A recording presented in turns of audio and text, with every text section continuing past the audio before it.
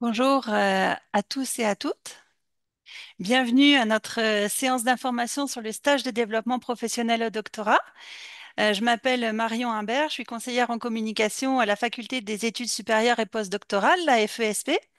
Et avant de commencer cette séance d'information, j'ai quelques petites informations au sujet du déroulement. Alors, la séance va être enregistrée, excepté la partie de questions qui sera à la fin de la séance. L'enregistrement sera ensuite publié sur le site internet de la Faculté des études supérieures et postdoctorales et sur celui du service de développement professionnel, le SDP. Vous allez aussi recevoir par courriel la présentation PowerPoint qui va être utilisée aujourd'hui et l'enregistrement de la séance. Alors, pendant la séance, nous vous demandons de laisser vos micros et vos caméras désactivés parce que compte tenu du nombre de participants, ça va nous permettre de s'assurer que le réseau fonctionne bien. Si vous avez des questions, on va toutes les regrouper à la fin de la séance. Donc, je vous invite à conserver vos questions pour la fin. Vous pourrez utiliser la fonction main levée pour les poser. Nous ne répondrons que aux questions d'ordre général. Si vous avez des questions sur votre cas particulier, nous vous invitons à prendre rendez-vous avec Madame Catherine Marquis pour en discuter. On va vous expliquer pendant la présentation la marche à suivre, puis elle sera aussi récapitulée dans le PowerPoint de présentation, puis elle se trouve également sur le site Internet. Donc vous saurez clairement comment prendre rendez-vous avec elle. Alors l'enregistrement commence à partir de maintenant.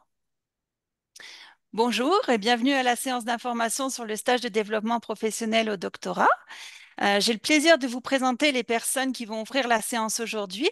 Tout d'abord, Madame Catherine Marquis, conseillère en emploi attitrée au stage de développement professionnel au doctorat au service de développement professionnel, le SDP. Bonjour Catherine. Et Monsieur Daniel Bérubé, coordonnateur à l'administration à la FESP, qui représente la faculté aujourd'hui. Bonjour Daniel. Bonjour. Nous avons également Monsieur Caio Santana qui partagera son expérience de stagiaire. Bonjour Caio, merci d'être là. Alors, de quoi allons-nous parler durant cette séance d'information? Je vous laisse découvrir la table des matières. Nous allons commencer par vous présenter le stage. Ensuite, nous aurons la chance d'écouter le témoignage d'un stagiaire, donc Monsieur Caio Santana, qui est doctorant en génie des eaux à l'Université Laval et qui a réalisé plusieurs stages chez Hydro-Québec. Ensuite, vous découvrirez comment prendre part au stage et viendra la période de questions. Alors, sans plus tarder, je laisse la parole à Daniel et je vous souhaite une bonne séance. Merci Marion. Donc, pourquoi le stage? Eh bien, ce stage-là est né d'une réflexion que la FSP a amorcée il y a déjà quelques années. Cette réflexion-là même était suscitée par un double constat qu'on faisait. On faisait premièrement le constat que le contexte de l'emploi des diplômés de troisième cycle était en évolution. Jadis, c'était normal pour un étudiant qui sortait avec son diplôme de PhD de trouver un poste de professeur dans une université, et de poursuivre comme ça la recherche, tout ça. Et dans les dernières décennies, ce portrait-là a un peu changé, en fait, a changé beaucoup. La majorité maintenant des détenteurs d'un PhD se retrouvent à faire carrière hors de l'université ou à tout le moins à l'extérieur d'un poste de prof. Et quand je parle d'une majorité, ce n'est pas une petite majorité, c'est pas 50% plus un, on parle de 70 à 80% des détenteurs de doctorat qui se retrouvent à l'extérieur de l'université pour faire leur carrière. Donc, ça, c'est le premier constat. Le deuxième constat est que les programmes de doctorat ne préparent pas vraiment à ce contexte professionnel-là. Le programme de doctorat vous permet de faire des tas de choses. En fait, ça vous permet d'approfondir une problématique qui vous est chère à vous. Ça vous permet aussi de contribuer à faire avancer la science. Ça vous permet aussi d'acquérir des compétences de haut niveau. Mais à savoir comment ces connaissances-là et ces compétences vont se transposer dans votre future vie professionnelle, c'est souvent une question que les doctorants en bout de parcours n'avaient jamais eu l'occasion de se poser et se retrouvaient donc un petit peu, comment dire, déroutés devant la perspective là, d'avoir déposé, de faire leur dépôt final et de se retrouver comme ça devant un futur professionnel qui leur était totalement inconnu. Donc, à cette fin-là, la FESP a développé depuis quelques années déjà une offre de formation pour vous aider à vous préparer à une intégration professionnelle plus facile. Cette offre de formation-là est composée en fait de deux choses. C'est essentiellement un éventail de cours d'un crédit qui porte sur différentes compétences professionnelles qui sont recherchées par les employeurs dans différents milieux. Ce sont des compétences qu'on dit transversales. De façon plus récente, en fait, depuis 2 ans, nous avons aussi ajouté la possibilité de faire des stages. Donc, c'est une possibilité qui est offerte à tous les étudiants de tous les programmes de doctorat. Donc, des stages qui vous permettent d'explorer concrètement le monde du travail et de voir comment les compétences que vous avez développées dans le cadre de votre formation peuvent être mises au profit dans un autre contexte, en fait. Pour ce stage-là, nous avons la collaboration du service de développement professionnel là, qui nous aide à le réaliser à tous les jours. Donc, Marion, si qu'est-ce que le stage? Eh bien, le stage, de façon très, très simple, c'est une expérience complète qui est en deux volets. Il y a le volet pratique, qui est l'expérience d'apprentissage que vous allez faire dans un vrai milieu professionnel. Ce sont des mandats et des tâches là, qui sont définis avec votre employeur, qui sont, je le précise, là, de niveau du doctorat. En fait, on ne va pas vous demander, par exemple, de faire de la plonge dans un restaurant ou de faire de l'entretien ménager. C'est pas de ça dont il est question. C'est vraiment de compétences qui sont de votre niveau. Et ce sont évidemment une expérience de travail qui est supervisée à l'interne là, par des gens du milieu, dans le milieu professionnel. Du côté pédagogique, le deuxième volet, c'est un cours de 3 crédits, en fait, auquel vous êtes inscrit en même temps et dans lequel vous bénéficiez de l'accompagnement d'un superviseur de stage qui vous aide à faire une réflexion sur vos objectifs de carrière, sur les enjeux et les défis que vous rencontrez aussi dans votre expérience concrète dans le milieu de travail et qui vous permet aussi de réfléchir à votre portefeuille de compétences, voir comment les compétences que vous avez déjà acquises peuvent être mises à profit et voir aussi quelles compétences vous restent à développer pour atteindre vos objectifs professionnels. Donc, en gros, c'est ce que le stage offre. Et maintenant, je vais laisser la parole plutôt à Catherine là, pour qu'elle vous explique plus en détail là, comment ça fonctionne et comment vous pouvez profiter de cette expérience-là. Merci, Daniel. Donc, notre souhait, c'est vraiment que vous viviez une expérience positive qui aura une valeur ajoutée dans votre doctorat. De mon côté, comme conseillère en emploi attitrée au stage, mon rôle est vraiment de vous accompagner dans votre recherche de stage, puis également d'être présente pour vous pendant votre stage. Le volet pratique dont vous parlez, Daniel, vise à vous permettre de vivre une expérience en milieu de travail, autre que celle liée à l'enseignement ou à la recherche universitaire, pour lesquelles d'autres opportunités là, vous sont déjà offertes. C'est important de préciser que l'expérience est distincte de votre projet de recherche et que votre directeur ou votre directrice n'est pas impliqué dans le processus parce que, comme le mentionnait Daniel, là, vous avez vraiment un superviseur attitré en milieu de travail, une personne à qui vous allez pouvoir vous référer puis qui va vous encadrer dans votre travail. Donc, on vous présente ici quelques exemples de tâches là, peut-être plus générales, justement de niveau troisième cycle, que vous pourriez réaliser dans le cadre de votre stage. Évidemment, là, il y a des tâches plus spécifiques à votre domaine, à vos intérêts, votre domaine d'expertise là, que vous pourriez réaliser. Les stages se déroulent dans des milieux professionnels vraiment très variés. Il y a de tout. Donc, pensons à des ministères, ministère des Finances, Conseil exécutif, ministère de l'Économie, de l'Innovation, de la cybersécurité, de l'Environnement, Agence de santé du Canada, et j'en passe. Aussi des grandes organisations comme Hydro-Québec, Desjardins, l'Institut national d'excellence en santé et services sociaux. Puis également, on a des stagiaires qui vivent vraiment de très belles expériences là, dans des plus petites entreprises, équipes de travail.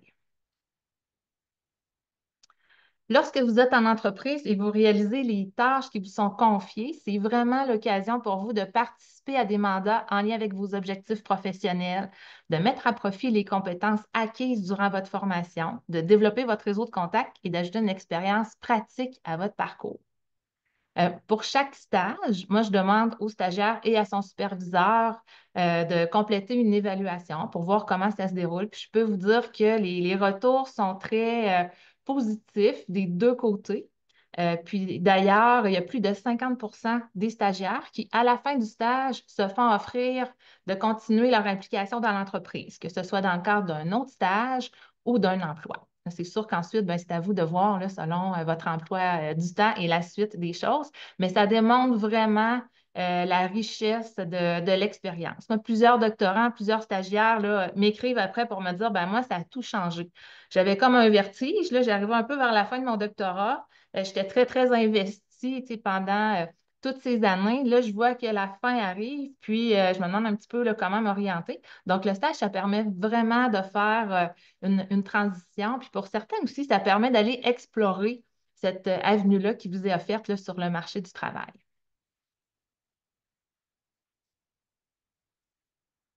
Donc, c'est un stage qui est axé sur le développement des compétences professionnelles et de leur mise en pratique en milieu de travail. Comme Daniel le mentionnait, c'est accessible à la communauté doctorante de toute discipline. C'est important pour nous de vous offrir une formule flexible, hein, parce qu'on sait que vous êtes très occupé, il y a des sessions qui sont très chargées, puis parfois il y en a d'autres pour lesquelles ben, il peut y avoir de l'espace là, justement pour réaliser un stage. Donc, c'est pour ça que c'est possible pour vous de le réaliser à toutes les sessions. Vous pouvez également le faire à temps plein ou à temps partiel. L'important, c'est de réaliser un minimum de 140 heures de stage à l'intérieur d'une même session. Là, le 140 heures de stage, je vais vous dire, c'est arrivé une fois depuis le début. Là, c'est un très court mandat parce que souvent, les gens veulent faire plus d'heures, hein. Déjà, si on pense à s'intégrer dans une équipe de travail, prendre connaissance un petit peu de l'organisation, s'imprégner du milieu, puis réaliser le mandat, bien là, on peut penser à un nombre d'heures plus élevé. D'ailleurs, il y en a qui réalisent plus d'un stage dans la même organisation. Euh, à ce moment-là, c'est certain qu'on s'attend à ce qu'il y ait soit une évolution au niveau des tâches, du projet qui est mené, ou ça pourrait même être des stages dans des organisations différentes, hein, si vous voulez toucher à des réalités distinctes. Le stage doit se réaliser dans la province de Québec. J'en profite pour peut-être préciser que la langue de travail est le français. Donc, on doit s'attendre à ce que l'employeur ait cette exigence-là en matière de connaissances et compétences là, dans la communication. C'est un stage de 3 crédits universitaires non contributoires au programme et le programme répond à toutes les exigences, là, que ce soit de la fonction publique provinciale, fédérale. Ça peut donner droit aussi aux employeurs à un crédit d'impôt, admissible aussi à des subventions. Donc, normalement, là, on s'est organisé vraiment pour que ça puisse vous ouvrir les portes et vous permettre de vivre l'expérience dans le type d'organisation qui vous intéresse. Le stage est rémunéré selon les conditions de l'employeur. Donc, c'est lui qui va verser le salaire. Dans le cas où vous seriez intéressé par un stage dans un organisme à but non lucratif, mais que l'employeur n'aurait pas la possibilité de vous rémunérer, on accepterait quand même là, que vous réalisiez le mandat dans le cadre du stage. Donc, on comprend à ce moment-là que si vous le faites, c'est parce que vous évaluez que ça a vraiment une valeur ajoutée dans le cadre de votre parcours. Donc, on vous encourage dans toute démarche en ce sens. Et l'évaluation est de type réussite ou échec, donc n'a pas d'impact sur votre moyenne. Les conditions d'admissibilité, donc évidemment, vous devez être inscrite ou inscrit à un programme de doctorat à l'Université Laval, avoir le statut de citoyen canadien, résident permanent ou détenir un permis d'études comportant les autorisations pour effectuer le stage. Ne pas procéder au dépôt initial de votre thèse avant la fin du stage. Et vous devrez évidemment acquitter les coûts, les droits de scolarité et les frais liés au cours de stage, qui sont en passant les mêmes pour tous les stagiaires, peu importe le statut, puisque les étudiantes et les étudiants de l'international soumis aux droits supplémentaires bénéficieront d'une exemption pour cette portion et paieront les mêmes droits que tous les étudiants. En passant, là, si je viens de nommer une condition qui fait en sorte que vous constatez que vous êtes peut-être plus admissible, là, ça arrive souvent, par exemple, au niveau du dépôt initial. Je vous invite à ne pas quitter la séance, restez avec nous. Là, je vais avoir de l'information, puis peut-être d'autres propositions pour vous, là, si vous souhaitez quand même vivre une expérience professionnelle. Là, il y a d'autres options là, pour vous accompagner dans votre projet. Si vous êtes étudiant ou étudiante de l'international, c'est très important de vérifier votre droit au travail. À l'université, on a une équipe de conseillers au bureau de la vie étudiante qui est vraiment formée puis qui a toutes les compétences là, pour bien le faire. Donc, c'est très important là, de connaître le nombre d'heures de travail hors campus auquel vous êtes autorisé. Donc, on vous invite à les consulter au besoin.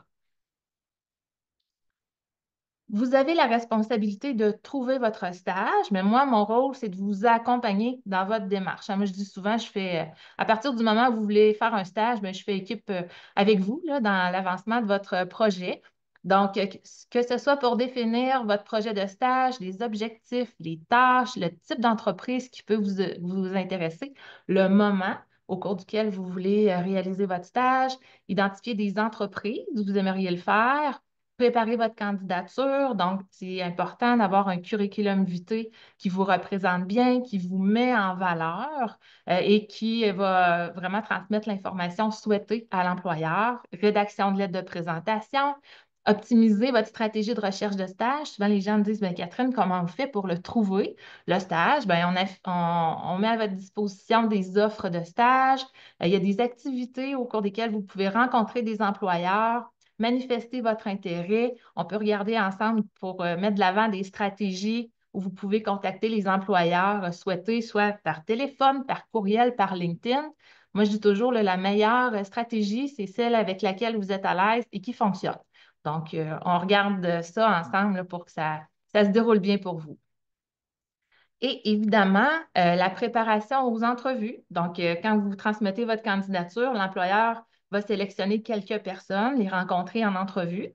Donc, encore une fois, comment bien vous mettre en valeur. Ça peut être stressant aussi, là. Donc, quand on est bien préparé, souvent, ça diminue le stress.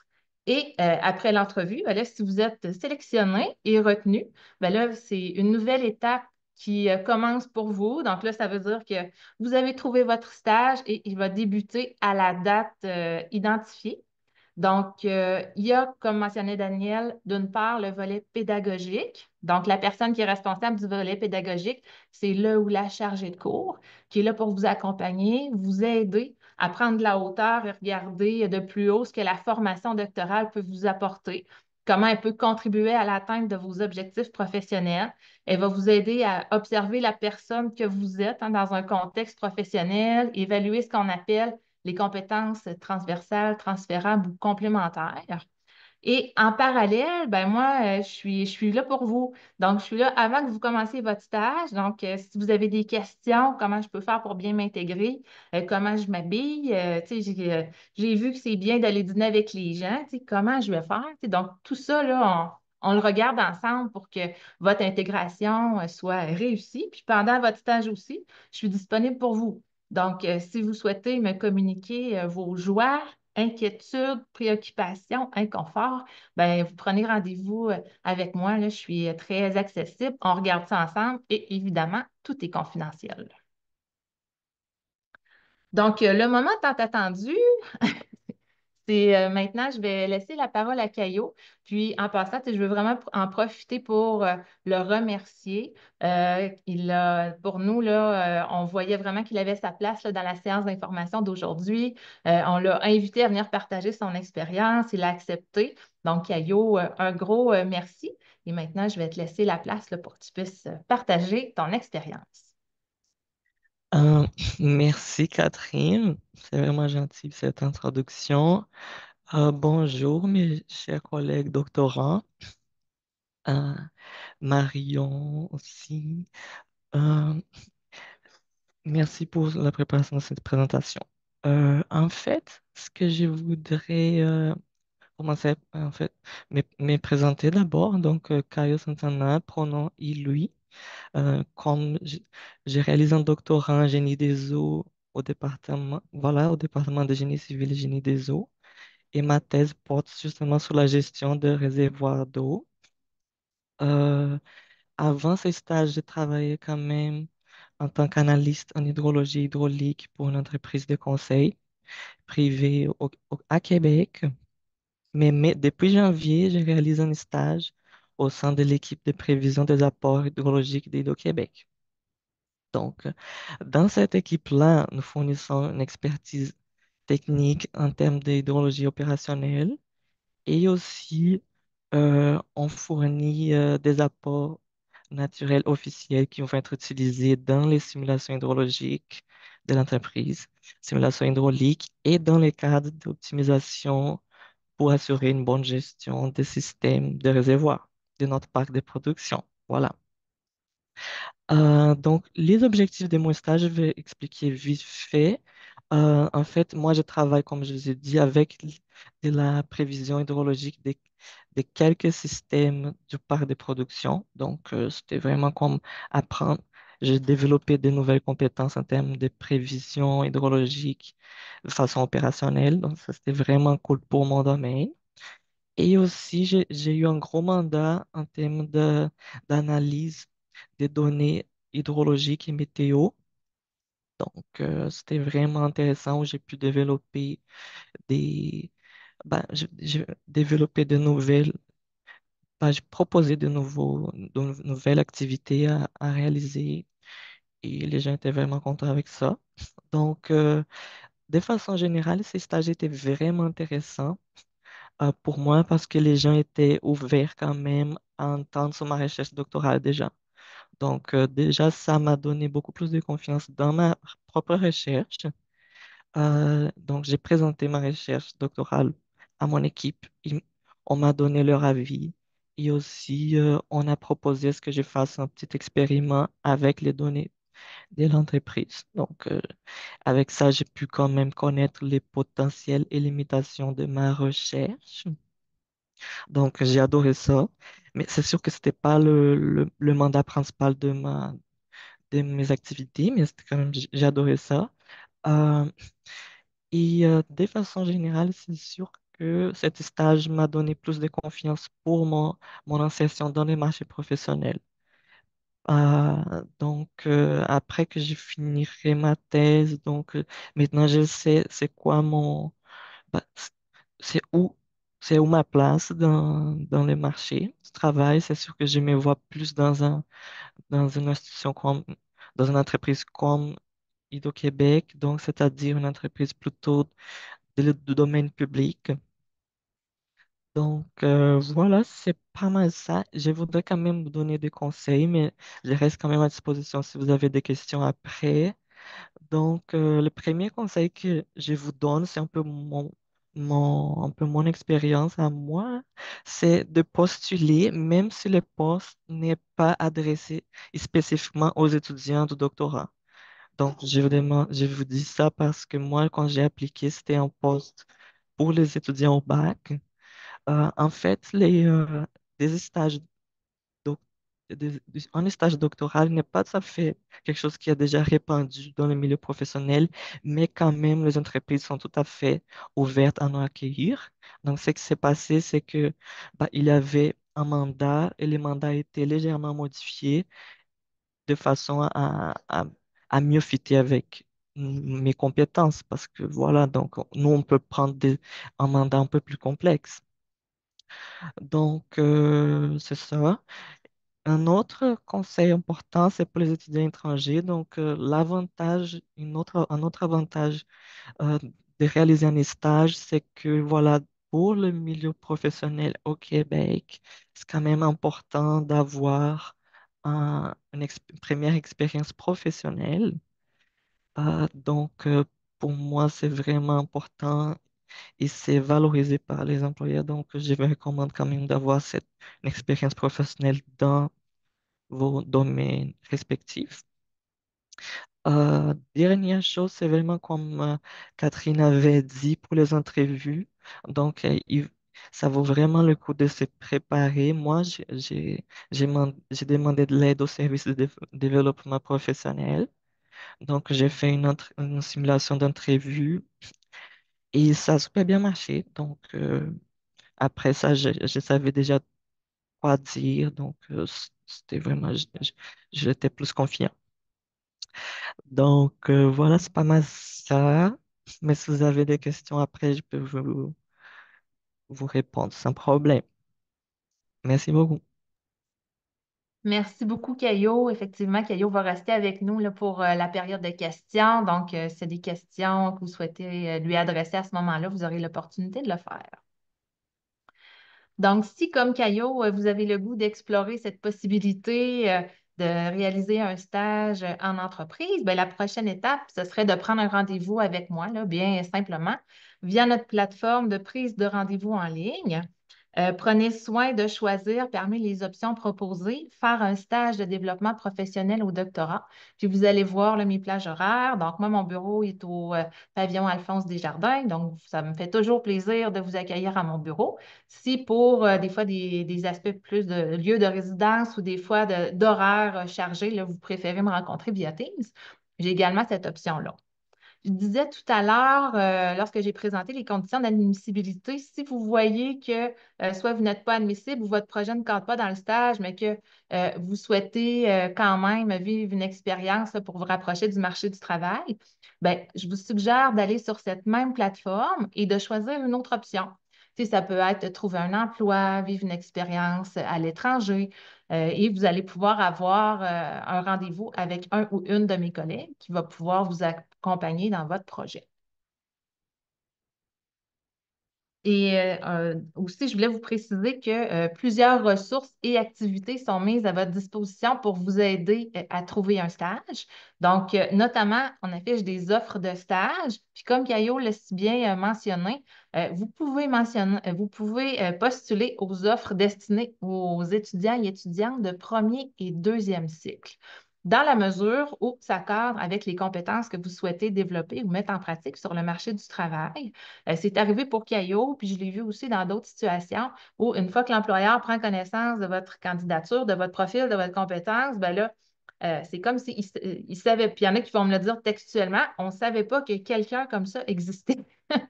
Donc, c'est une façon pour vous de vous introduire, de manifester votre intérêt.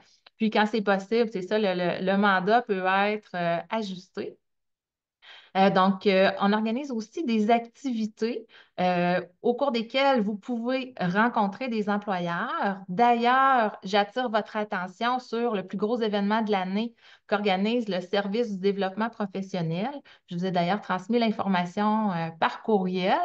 Donc, c'est le Carrefour de l'emploi qui aura lieu le 2 octobre prochain de 10 heures à 15 heures. 180 employeurs seront présents au pavillon Alphonse Desjardins pour venir vous rencontrer, hein. Ils se déplacent, ils prennent leur journée pour venir discuter avec vous d'opportunités de stage, d'opportunités d'emploi.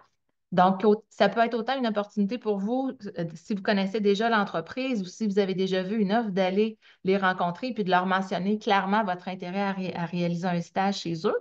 Ou si vous êtes plus dans une phase exploratoire, bien, vous pouvez simplement aller les rencontrer, prendre de l'information, qu'est-ce qu'ils font. Vous pouvez leur demander, est-ce que vous avez des personnes dans votre organisation qui ont un doctorat? C'est quoi, quels sont les mandats? C'est élargir votre réseau de contacts. Donc, il y a plusieurs possibilités qui vous sont offertes.